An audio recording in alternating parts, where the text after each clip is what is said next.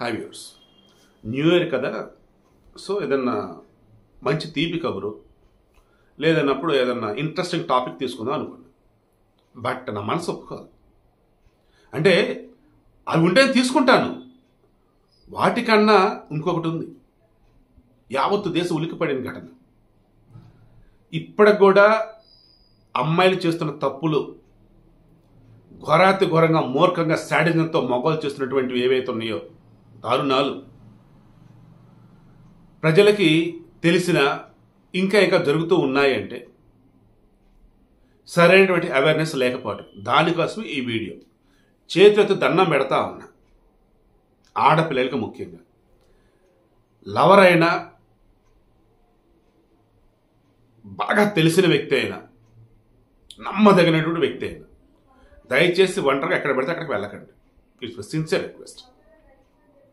ఇక మగవాళ్ళకి చెప్తున్నా, రేయ్ ఒక మొండా కొడకల్లారు, మీ ఇంట్లో అమ్మ, అక్క, చెల్లి, కూతురు, భార్య ఇటువంటి లేరురా? ఇంత శాడిస్ట్ ముండా కొడుకులే తయారేంట్రా? డబ్బులు ఇస్తే వేసులు ఉన్నారు, లేదంటే కొవ్వికి కొట్టుకుంటామంటే మీ ఇంట్లో పిల్లలు ఉంటారు. అమ్మాయికి లేనటువంటి ఆడపిల్లల మీద ఇంత దారుణమా? ఏపీలో ఉన్నటువంటి ముఖ్యమంత్రి జగన్మోహన్ రెడ్డి గారు తెలంగాణలో ఆనాడు దిశాని అత్యాచారం చేసి చంపేస్తే, ఎన్కౌంటర్ చేసి వాళ్ళని చంపేస్తే నిందితుల్ని శభాష్ నడ్డు మెచ్చుకున్నాడు. అసెంబ్లీ సాక్షిగా దిశ అని ఒక యాప్ చట్టం ఏదో పట్టుకొచ్చారు. చట్టం రూపు దాల్చల, కానీ దిశ యాప్ అన్నారు, దిశ పోలీస్ స్టేషన్ అన్నారు. ఎన్కౌంటర్ చేస్తారో సపోర్ట్ చేసినప్పుడు ఈయన అటువంటి తరహాలోనే ఏపీలో ఆడపిల్లల మీద అత్యాచారాలు, హత్యలు జరిగితే ఇంతవరకు ఒక ఎన్కౌంటర్ కూడా లేదు. మరి ఇప్పుడైనా ఎన్కౌంటర్ చేయగలుగుతారు? నేను ఏపీలో ఉన్నటువంటి ఏ అధికారి, ఏ మంత్రిని కూడా కరెక్ట్గా పాయింట్అవుట్ చేయను, కానీ ఒక్కటి ఆలోచించండి. ఇందా నేను తిట్టానే, అది ఎలా అంటే నాకు తెలిసిన వాళ్ళైతే ఎలా అని ఆలోచిస్తేనే నేను తిట్టాను. అదే మీ బిడ్డ ఆడపిల్లలు ఉంటారుగా, లేదు మీ ఇంట్లో తెలిసిన ఉంటే మీ ఇంట్లో అక్క, చెల్లెలు, లైక్ వాళ్ళ పిల్లలు ఉంటారుగా, వాళ్ళ మీద ఇటువంటి దారుణం జరిగితే జస్ట్ అలా ఆలోచించండి. క్షణాల్లో ఈ ఘోరానికి పాల్పడే వాళ్ళని ఏం చేయాలో మీ మనస్సాక్షి చెప్పింది. సో జగన్ అన్న, ఒక్క ఎన్కౌంటర్ అన్న, ఏపీలో మార్పు రావాలన్నా. ఏంటన్నా ఈ ఘోరం ఏంటన్నా? ఒడిశాకి చెందినటువంటి ఒక 40 సంవత్సరాల పెద్ద ఆయన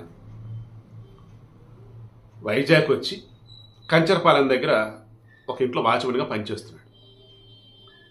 అతనికి 17 సంవత్సరాల పాప ఉంది. ఆమె నీరుబడినటువంటి నేవీ క్వార్టర్స్లో ఒక ఇంట్లో పని కుదిరింది. కుక్కలకి అన్నం పెడతాం, ఇంట్లో మంచి చెవర చూసుకోవటం.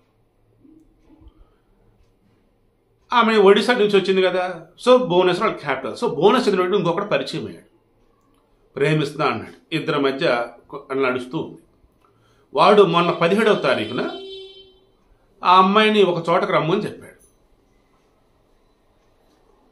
సరే లవరు రమ్మంటున్నాడు అని చెప్పి ఆ పిచ్చిది వెళ్ళింది పాపం 17వ తారీఖున. వాడు ఆ అమ్మాయిని ఒక హోటల్ రూమ్లో అత్యాచారం చేశాడు. సరే లవర్ కదా, ఇష్టపడి మేబీ మ్యూచువల్గా జరిగిందని అనుకుందాం. వాడేం చేశాడు, ఈలోపు వాళ్ళ ఫ్రెండ్కి చెప్పాడు. వాళ్ళ ఫ్రెండ్ వచ్చాడు. వాడికి ఈ అమ్మాయిని బెదిరించి లవర్ ఉండంగానే ఆ అమ్మాయిని రేప్ చేశాడు. ఇక ఆ తర్వాత ఎవరికైనా చెప్పండి నీ పరువు పోయిద్దాను, మనకి ఏదో చెప్పారో ఏంటో తెలియదు. ఇక ఆ అమ్మాయిని వదిలేశారు. ఆ అమ్మాయి వచ్చేసింది బయటికి, ఇంటికి పోలా. ఆర్కే బీచ్కి వెళ్ళి బోరుని ఏడుస్తూ ఒంటరిగా కూర్చొని, ఎందుకు కాసేపటికి చనిపోదాం అని చెప్పేసి. అక్కడ ఫోటోలు తీసి ఒక వ్యక్తి ఉన్నాడు. వస్తారు కదా సందర్శకులు, పర్యాటకులు, వాళ్ళు ఫోటోలు తీస్తూ లైఫ్ సాగిస్తున్న ఒక వ్యక్తి. వాడు ఆమెను చూసి అయ్యో ఏమైందమ్మా, ఏంటమ్మా అని చెప్పేసి ప్రేమగా ఆమెకు ధైర్యం చెప్తూ, తప్పమ్మ ఏం చేసుకోవద్దమ్మా, అదే ఇది మంచి మాటలు చెప్తూ ఆ అమ్మాయిని జగదాంబ సెంటర్ దగ్గర ఒక లాడ్జ్ అని కొంతమంది అంటున్నారు, రూమ్ అని కొంతమంది అంటున్నారు, ఒక రూమ్కి పట్టుకెళ్ళాడు.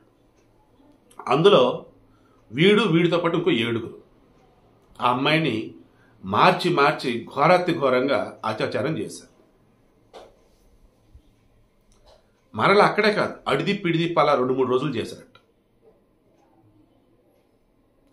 అసలు తలుచుకుంటేనే ఎలా ఉందిరా బాబు. మనిషి మానసికంగా చచ్చిపోయినట్టండి. ఇంత దారుణం ఏంటండి అసలు. ఇంకా అమ్మాయి అసలు స్పృహలో ఏమంటారు, ఈ లోకంలో లేదు, ఇంకా భయం. చివరికి ఆ అమ్మాయిని వదిలిపెట్టారు. ఇంటికి వెళ్ళలేక, చావలేక ఇక వలూరు వెళ్ళిపోయింది. చావైనా బతికైనా ఇంకా ఏదైనా మన సొంతూరులోనే అడుక్కునే తిందాము, ఎక్కడికో ఊరు కాని ఊరిలో వెళ్ళి ఈ రకం బలి అవ్వకూడదని చెప్పేసి వెళ్ళింది. డిసెంబర్ 17వ తారీఖునే ఆమె తండ్రి పోలీస్ స్టేషన్ కంప్లైంట్ వేసేసాడు. 4వ పట్టణ పోలీస్ స్టేషన్, 4th టౌన్. వాళ్ళు విచారణ చేస్తున్నారు. చివరికి ఆమె 22వ తారీఖున వాళ్ళ ఊరు వెళ్ళిందని తెలిసారు. ఇక్కడ ఆ అమ్మాయి పేరెంట్స్ని తీసుకొని ఈ ఒడిస్సాలో ఉన్నటువంటి వాళ్ళ ఊరు వెళ్ళి ఆమెను తీసుకున్నారు. అసలు మాట్లాడే పొజిషన్లో లేదు, భయపడుతుంది, వణిగిపోతుంది. మొత్తానికి ఏదో జరిగిందన్నది అయితే పోలీసులకు అర్థమైపోయారు.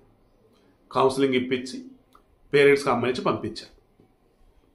ఇక మొన్న శనివారం వాళ్ళ అమ్మ నాన్నకి ఏం జరిగిందో చెప్పాను. ఒరే భగవంతుడా, అసలు అల్లల్లాడిపోతే ఆ తండ్రి వచ్చి పోలీసులు మొత్తం జరిగింది చెప్పారు. ఇంక ఈ విషయం నిన్న నైట్ అనమాట బయటకు వచ్చింది.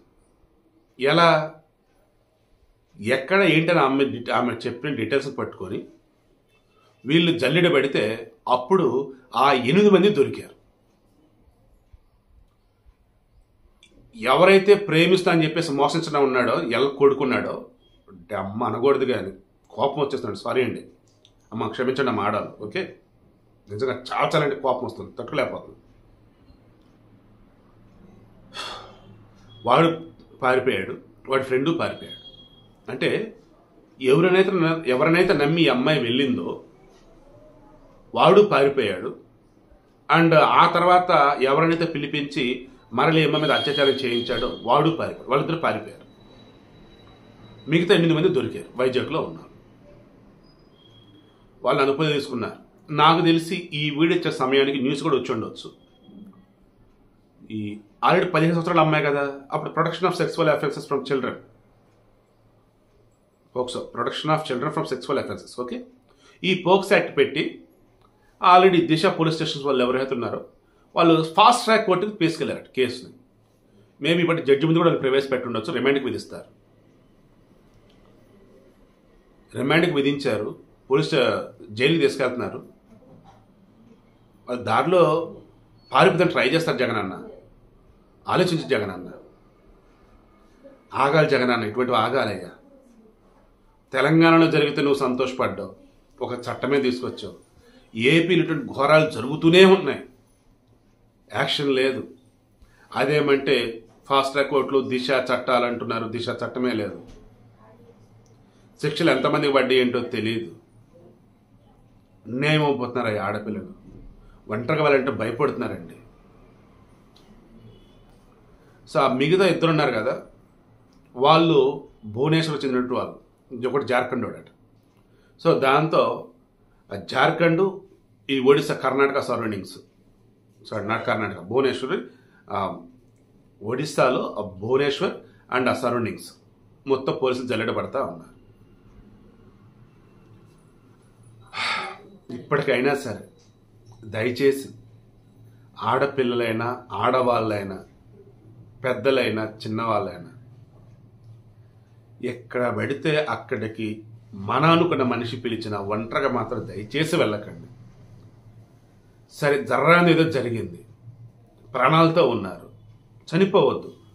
అటువంటి వాడికి శిక్ష పడాలి. వెళ్ళి పోలీస్ స్టేషన్లో కంప్లైంట్ ఇవ్వండి. మీ వాళ్ళని తీసుకొని వెళ్ళి, మళ్ళీ ఒంటరిగా వద్దు, మీ వాళ్ళని తీసుకుని కంప్లైంట్ ఇవ్వండి. ఇంకోసారి ఇటువంటివి జరగకూడదని కోరుకుంటూ ఉన్నా. అండ్ చేతులెత్తి మరి దండం పెట్టి మరీ చెప్తున్నా, ఆంధ్రప్రదేశ్ పోలీసులు కానీ, పాలకులు కానీ, ఈరోజు మీ చేతులు ఎవరైతే పట్టుబడ్డారో వాళ్ళు తప్పించబడతానికి ట్రై చేస్తారండి. ఒకసారి ఆలోచించండి. మరి తప్పించిపోయేటప్పుడు మీరు వాళ్ళు చూస్తే ఎలా ఊరుకుంటారు? ఎన్కౌంటర్ చేయాలి కదా. చూడండి ఒకసారి.